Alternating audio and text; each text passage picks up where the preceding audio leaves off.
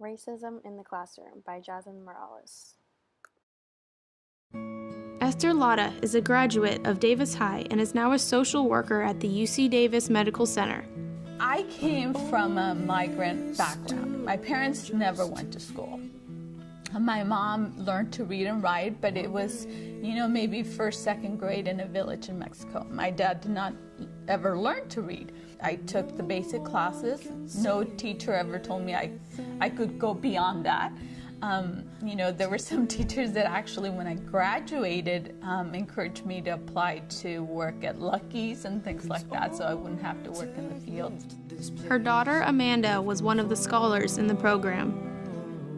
When she entered her first English honors class, Amanda felt that the first day the teacher looked at her different, that the teacher made it a point to verify that she was in the right class. In a similar incident, a Davis High counselor came into Amanda's PE class to help students research their college choices.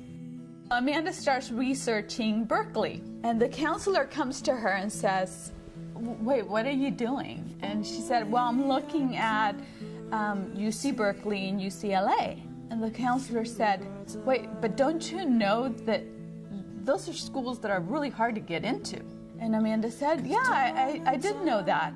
And, that's kind of why I want to go there, because I do want to be really challenged." The counselor still kind of did not believe her and said, "Wait, well, what math are you taking? Well, what English are you taking?"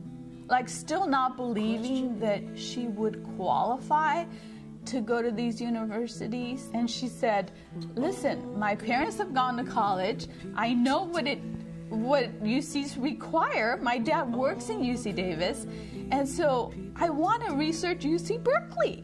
And as she walked away, Amanda just felt no longer kind of taken back by what had just happened, but more, upset. She was a little angry that this had happened again. They were not really looking at a Latina student who was a high achiever as a student with great potential.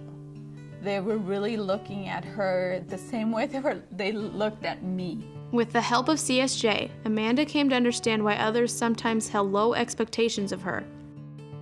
Amanda was elected by her peers to serve as student body liaison to the school board. She graduated from Davis High and is currently a student at UC Berkeley. To be given the power to know how to channel my anger and know how to channel my determination was, one of the greatest gifts anybody could give me. It has changed the way she sees the problem and the way that she wants to be involved with the problem. She wants to be part of the solution to the problem now.